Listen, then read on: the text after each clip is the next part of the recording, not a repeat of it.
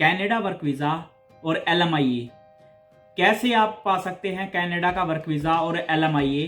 आज की वीडियो हम इसी टॉपिक पर बनाने जा रहे हैं, सो बने रहिए वीडियो के एंड तक।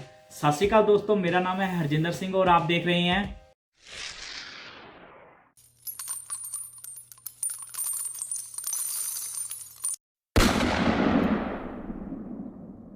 Boundless Sing। दोस्तों मुझे काफ़ी सारे मैसेजेस जो थे ना वो आ रहे थे कि रोमानिया टू कनाडा कैसे जाया जाए, रशिया टू कनाडा कैसे जाया जाए, जहाँ इंडिया से हम कनाडा कैसे जा सकते हैं, या किसी भी कंट्री से हम कनाडा के लिए प्रोसेस कैसे कर सकते हैं कि हम उस कनाडा में वर्क वीज़ा पर कैसे पहुंच सकते हैं। तो मैंने ये रियलाइज़ किया कि काफ़ी सारे लोगों की जो ड्रीम डेस्टिनेशन है वो कनाडा है, तो क्यों ना इस पर एक वीडियो बनाई जाए। अगर आपका ड्रीम डेस्टिनेशन कनाडा है तो आपको बहुत शुरुआती लेवल से तैयारी करनी पड़ेगी। उसके लिए आपको अपना पेपर वर्क कंप्लीट रखना पड़ेगा। आप जिस स्किल के माहिर हैं और जिस स्किल में आप as a worker, as a employ आप कनाडा में जाना चाहते हैं, उस स्किल में आपको अपना एक्सपीरियंस गेन करना पड़ेगा। तो उसके लिए आपको क्या करना पड़ेगा कि सारे के सारे डॉक्यूमेंट प्रिपेयर रखने पड़ेंगे।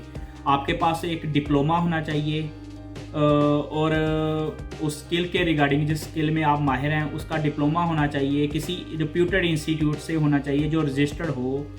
और दूसरा, आपके पास उस स्किल के रिगार्डिंग एक्सपीरियंस सर्टिफिकेट वगैरह आपके पास होने चाहिए किसी रिप्यूटेड कंपनी से।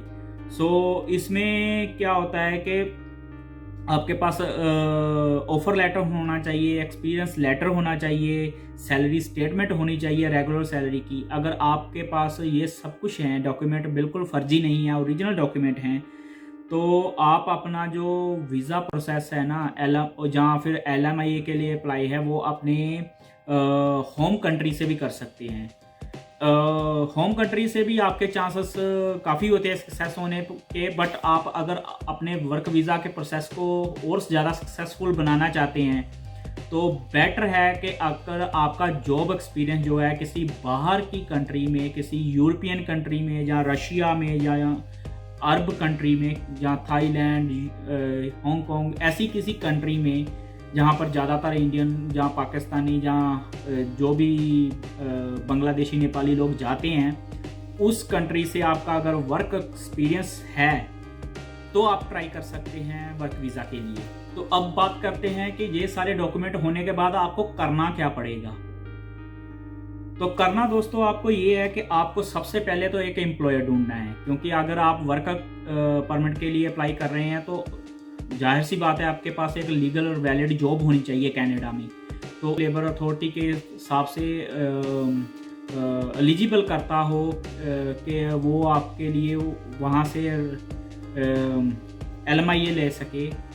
LMIA क्या होता है? LMIA बेसिकली एक गवर्नमेंट डॉक्यूमेंट होता है जिस पर वो जो स्पेसिफिक एरिया की जो गवर्नमेंट हैं, लेबर अथॉरिटी है, वो अथॉरिटी देती है आपके एम्प्लॉयर को कि आप किसी भी दूसरी कंट्री से किसी पर्सन को हायर कर सकते हो। तो ये कैसे लिया जा सकता है? क्या होता है कि जो आपका एम्प्लॉयर होता है ना, वो एक एडवर्टाइजमेंट देगा कनाडा के न्यूज़पेपर्स में, जहाँ टीवीज़ में, कहीं भी 45 दिन तक वो एडवर्टाइजमेंट न्यूज़ में चलेगी कि हमें एक एम्प्लॉई चाहिए जो ये स्पेसिफिक स्किल का काम जानता हो और वो अच्छे से कर सकता हो। तो 45 दिन तक उसको इंटरव्यू भी करनी पड़ेंगी, उन इंटरव्यूज़ का वीडियो रिकॉर्ड भी रखना पड़ेगा। बाद में वो लेबर अथॉरिटीज़ के पास जाएगा, कनाडा की के पास, और उनको बोलेगा कि देखो भाई, मैंने 45 दिन तक एडवर्टाइजमेंट चलाई, बंदे को ढूंढा, बंदा नहीं मिला मुझे वो वाला जो मुझे स्पेशली रिक्वायरमेंट जिस बंदे की चाहिए थी, जैसे स्किल का बंदा चाहिए था, वो मुझे पूरे कनाडा में कहीं नहीं मिला। तो उसके लिए वो क्या करेगा कि वो वीडियो रिकॉर्ड देगा उनको कि देखो मैंने इंटरव्यू भी की है, देखो मैंने एडवर्टाइजमेंट भी चलाई है। अगर ये सब सही रहा तो क्या होगा कि जो लेबर अथॉरिटी है वो उसको पूछेगी कि आपको जो बंदा चाहिए, अगर आपके पास वो बंदा किसी दूसरी कंट्री में अवेलेबल है, तो वो एम्प्लॉयर आपकी फ़ाइल वहाँ पर सबमिट कर देगा कि ये बंदा एक स्किल्ड बंदा है, ये मुझे चाहिए। तो उसमें आपकी फाइल का बहुत बड़ा रोल है। अगर तो आपके स्किल और आपकी जॉब और आपकी जो प्रीवियस कंपनी में जो काम किया है वो सब कुछ अप्रोप्रिएट है, वो पूरा शो कर रहा है कि हाँ भाई तुम वाकई ही एलिजिबल हो, कि कनाडा में तुम्हारे जैसा बंदा ही कोई नहीं है, तो वो क्या करेंगे कि वो पॉजिटिव रिस्पॉन्स देंगे LMI को। तो अगर आपको गवर्नमेंट से LMI मिल जाती है आपके एम्प्लॉयर को, तो वो आपका वर्क वीज़ा का प्रोसेस कर सकता है। यहाँ पर मैं एक चीज़ और भी बताना चाहता हूँ कि ज़्यादातर जो पॉजिटिव रिस्पॉन्स है वो नोक O, A और B के मिलते हैं। जो आगे की कैटेगरी है नोक C, नोक D, E, ये इनके जो पॉजिटिव रिस्पॉन्स है बहुत कम चांसेस होते हैं। किस नोक में कौन सी कैटेगरी की जॉब्स आती हैं वो आप जो कैनेडियन गवर्नमेंट की जो वेबसाइट है उन पर जाकर नोक NOC की अगर आप सर्च करेंगे तो आपको मिल जाएगा कि नोक O में कौन सी जॉब कैटेगरीज आती हैं, नोक A में कौन सी आती है, B में कौन सी आती है, C और D में कौन सी आती है। तो वो सब आपको उधर मिल जाएगी, आप उससे पढ़कर देख सकते हैं कि कौन कौन सी कैटेगरी में कौन कौन से वर्कर्स आते हैं। तो ज़्यादातर कैटेगरी जो सक्सेस रेट है वो O, A और B का होता है, और दूसरी कैटेगरी के सक्सेस रेट बहुत कम होते हैं बट नामात्री ही समझ लो आप। पर ऐसा नहीं होता कि उनको भी वीज़ा मिलने का कोई चांस नहीं है, मिल सकता है उनको भी। तो एट द एंड क्या होता है कि आपके जो सब डॉक्यूमेंट पूरे हैं, आप फाइल सबमिट करवा रहे हो वर्क परमिट के लिए, साथ में आपकी चाहिए IELTS। इसकी कोई स्पेसिफिक रिक्वायरमेंट नहीं रखी होती उन्होंने, बट सक्सेस रेट आपके इसी रिक्वायरमेंट पर मिलते हैं कि आपकी जनरल IELTS, जहाँ आपको जनरल बेसिक इंग्लिश की नॉलेज होनी चाहिए। तो ये भी एक प्लस पॉइंट हो जाता है आपका वर्क परमिट लेने के लिए कनाडा से, अगर आपके पास एक अच्छी इंग्लिश की नॉलेज है। जिस कंट्री में जा रहे हैं उस कंट्री की भाषा की नॉलेज तो होनी ही चाहिए, ये तो नॉर्मल चीज़ है ना। यहाँ पर एक प्रॉब्लम और आती है, क्या होता है कि कई बार कई एजेंट बोलते हैं कि वो जुगाड़ी होती है ना, वो बोलते हैं कि नहीं नहीं कोई IELTS नहीं चाहिए, हम ऐसे ही आपका जुगाड़ लगा देंगे, भेज देंगे, बन जाएगा आपका काम। हो भी जाता है, ऐसा नहीं है कि नहीं होता है। बट क्या होगा कि जब आप उधर से आओगे, आपको वर्क परमिट भी मिल गया, LMA भी मिली हुई है, वर्क परमिट भी मिल गया, बट आपको इंग्लिश की नॉलेज नहीं है, आप एयरपोर्ट पर आ गए, एयरपोर्ट पर आपको कैनेडियन इमिग्रेशन चेक करेगी, वो आपसे क्वेश्चन जो पूछेगी वो इंग्लिश में पूछेगी। जब आप उधर उनके जवाब उनको देकर सेटिस्फाई नहीं कर पाए ना, तो वो आपको कनाडा के एयरपोर्ट से ही डिपोर्ट कर देगी वापस। तो इस बात का जरूर ध्यान रखना है कि जिस देश में जा रहे हो उस देश की भाषा और आपके स्किल बहुत फ़ायदेमंद रहेंगे आपके लिए, अगर आपने वर्क परमिट लेना है तो। और ट्रस्ट मी, ये चीज़ें हुई हैं, मेरे काफ़ी सारे नॉन के बंदे हैं जिनके साथ ये चीज़ हुई है।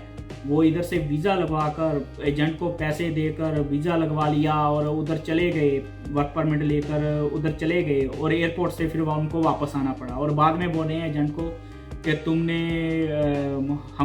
तुमने हमारे पैसे वापस करने हैं। तो एजेंट क्यों करेगा, वो बोलेगा कि भाई वो बोलेगा कि मेरा काम वीज़ा लगवाने तक था, मैंने उसके पैसे लिए, मैंने लगवा दिया आपका वीज़ा, आप जाओ, आप जानो, आपका काम जाने। तो मैं तो आपको यही सलाह दूंगा कि अगर आप वाकई में ही कनाडा में जाने की सोच रहे हैं, PR बेसिस पर, जहाँ वर्क परमिट के बेसिस पर, जहाँ LMIA लेने की सोच रहे हैं, तो सबसे पहले अपना पेपर वर्क कंप्लीट करें। शुरू से तैयारी करनी शुरू कर दें, अभी से तैयारी करनी शुरू कर दें। अपना जॉब ऑफर लेटर आपके पास रखें, आपके डॉक्यूमेंट आपके पास हो, डिप्लोमा होना चाहिए आपके पास जिस स्किल की आप नॉलेज रखते हो, ठीक है ना। उसके बाद आपके पास वर्क एक्सपीरियंस होना चाहिए, आपकी सैलरी आपके अकाउंट में आनी चाहिए। ये सब चीज़ें उस टाइम पर आपको बेनिफिशियल रहेंगी जब आपने अप्लाई करना है, क्योंकि ये सब चीज़ें कंसीडर होती हैं कि आपका जो डॉक्यूमेंट बना रहे हो वो फर्जी तो नहीं है ना, ये चीज़ें वहाँ पर कंसीडर होंगी। और आपके इंग्लिश लेवल को, अपने इंग्लिश स्किल को इम्प्रूव करें, जिससे आप अपने वीज़ा के और वर्क परमिट के सक्सेस रेट को और भी इम्प्रूव कर सकते हैं। और ज़रूरी नहीं है कि वीज़ा और परमिट के सक्सेस रेट को ही इम्प्रूव करना है, उधर जाकर आपने जो काम करना है, जहाँ उधर के लोगों के साथ कम्युनिकेट करना है, उसके लिए दो चीज़ें आपके पास होनी चाहिए। एक तो काम के लिए आपके पास स्किल होना चाहिए, दूसरा बात करने के लिए आपके पास लैंग्वेज नॉलेज होनी चाहिए। तो ये दोनों चीज़ें तो हर बात में इंपॉर्टेंट है, वीज़ा लगे चाहे ना लगे, वो बात की बात है। तो आप पहले अपने आप को इम्प्रूव करें, फिर अपने डॉक्यूमेंट्स इम्प्रूव करें, और बाद में आप एम्प्लॉयर ढूंढकर उनसे अप्लाई कर सकते हैं। और मैं तो यही उम्मीद करूँगा कि आप अगर अपने डॉक्यूमेंट्स और सब कुछ कंप्लीट कर अपना अप्लाई करें और आपको अच्छा सक्सेस रेट मिले उसमें से, और आप जाकर सेटल डाउन हो सकें। तो चलिए दोस्तों, आज के लिए सिर्फ इतना ही।